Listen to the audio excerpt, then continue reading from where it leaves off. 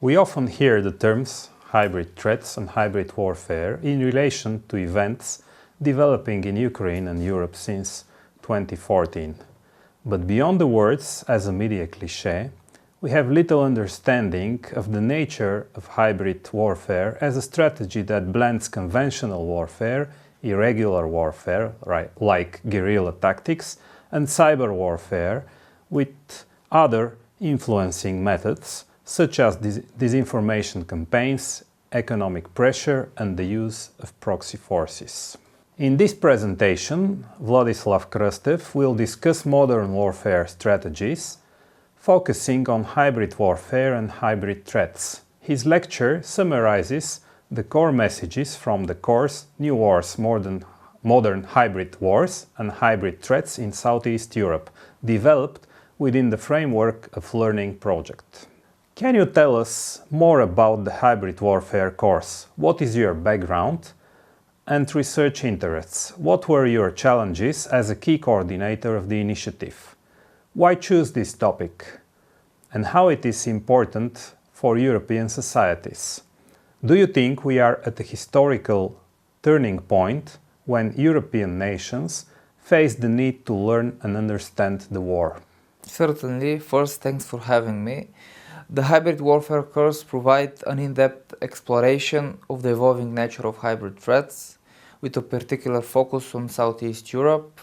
We examine the intersection between traditional and unconventional warfare tactics, such as cyber operation, disinformation, and propaganda and use of proxy forces.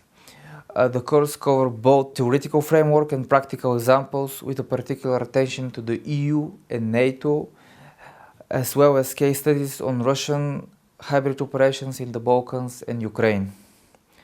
My background is in security studies, focusing on conventional or organized crime.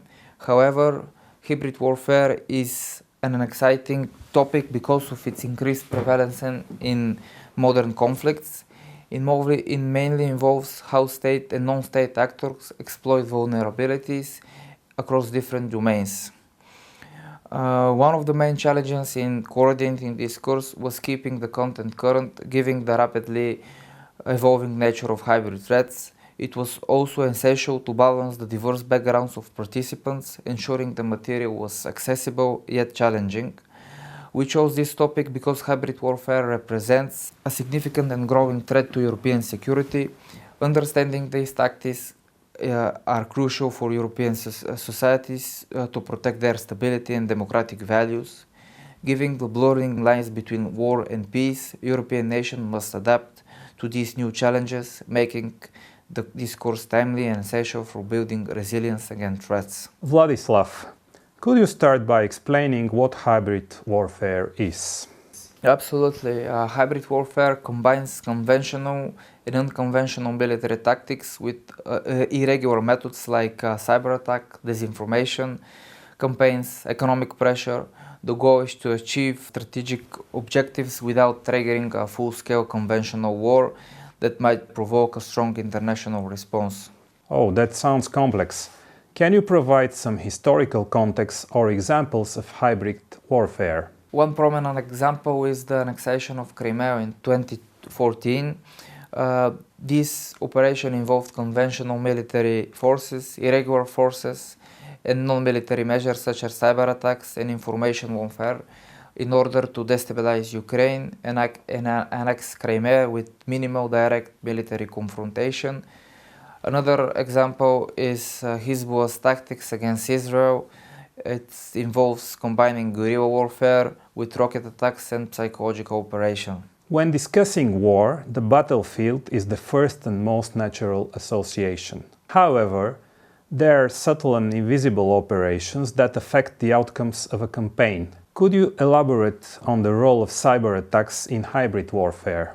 Cyber attacks are a key element of hybrid warfare due to their low cost, high destructiveness, and deniability. For example, in 2007, malware was used to sabotage the Iranian nuclear program, with suspicions pointing towards the Americans. True, no proof have surfaced so far. Subsequently, Other actors began targeting critical infrastructure using cyber methods. For instance, in April 2022, the Bulgarian Postal Service was incapacitated for nearly 2 months, likely by a hacker group linked to the Russian security services. I assume that a threat is not equivalent to an act of hybrid attack. How do hybrid threats differ from hybrid warfare? Hybrid threats refer to the tactics used in hybrid warfare. These can target nations' military, economy, infrastructure, and information networks.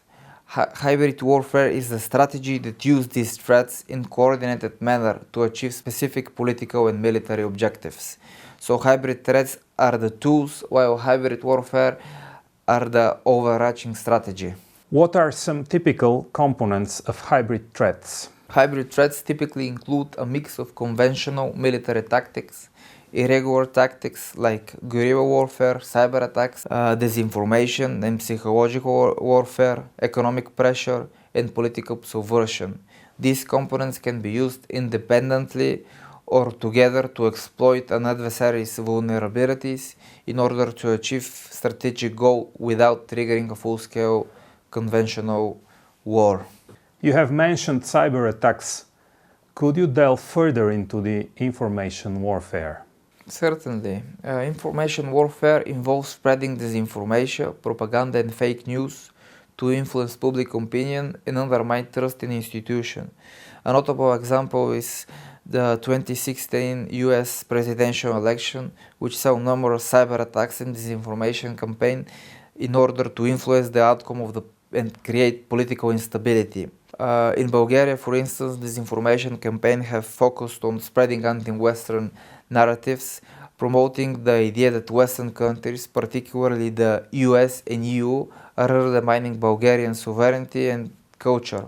This fosters mistrust towards Bulgarian West allies, influencing public opinion and political decisions thereafter. Another area of disinformation in Bulgaria concerns historical revisionism, particularly regarding the communist era and its relationship with Russia. Pro-Russian narratives often seek to portray the communist period more favorably or downplay the negative aspects of Soviet influence. This can shape public perception of historical events and affect current political attitudes, as was exemplified by the debate over the Soviet monuments quite recently. A significant target of disinformation in Bulgaria is the energy sector, especially regarding the country's dependence on Russian energy. Campaigns have spread misleading information about the benefits and risks of various energy projects, such as new nuclear power plants or gas pipelines. These efforts can influence public opinion and government policy decisions regarding energy security and international partnerships. How do countries typically defend against hybrid threats?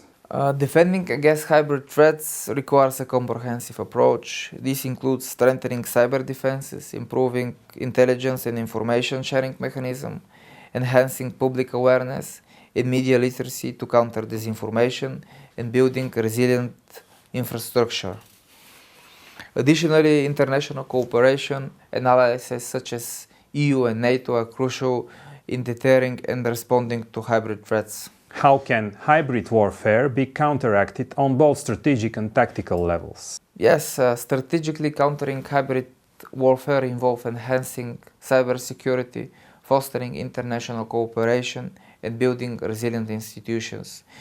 Tactically, it consists of improving intelligence gathering, increasing public awareness, and developing rapid response mechanisms to mitigate the effects of hybrid threats as they occur. What role does international cooperation play in the fight against hybrid warfare? International cooperation is vital because hybrid threats often transcend national borders. Collaborative efforts include intelligence sharing, joint training and exercises, and coordinated responses to cyber threats and disinformation campaigns. Organizations like NATO and the European Union work on frameworks to enhance cooperation among member states and allies. This collective approach helps pool resources, share best practices, and present a unified front against aggression using hybrid tactics. Does targeting hybrid warfare mean engaging in similar tactics, or should the European Union focus solely on disproving disinformation? Countering hybrid warfare does not necessarily mean engaging in similar tactics. It involves developing robust defensive and offensive strategies to neutralize the threats.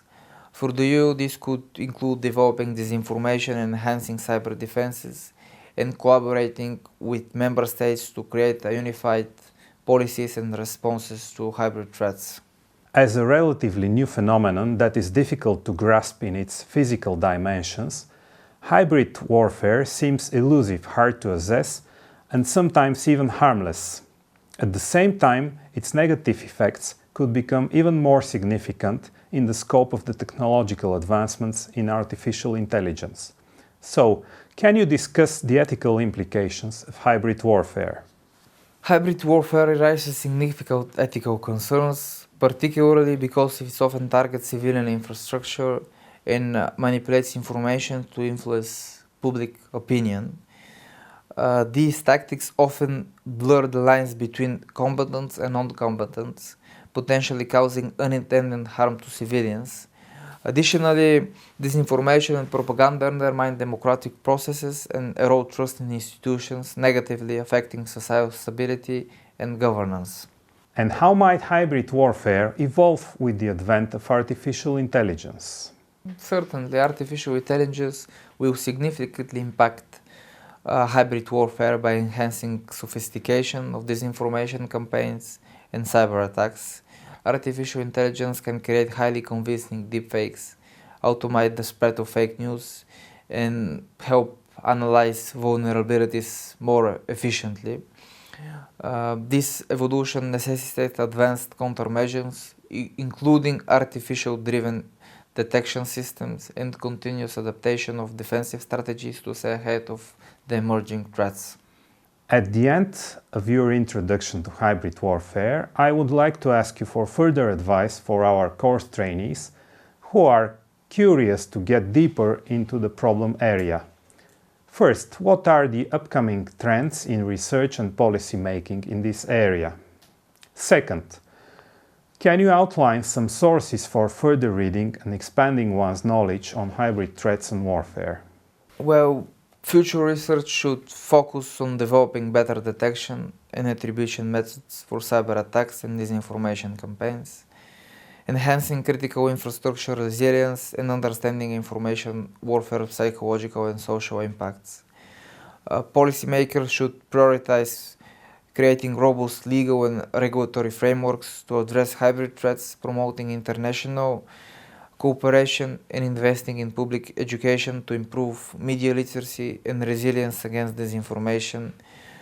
Continuous adaptation and innovation in both defense strategies and policies are essential to stay ahead of the evolving hybrid threats. To expand their knowledge on hybrid threats and warfare, several key sources and publications provide comprehensive insight in this evolving field. Here they could see a list of books, articles, reports that are essential. It was a pleasure to listen to your lecture.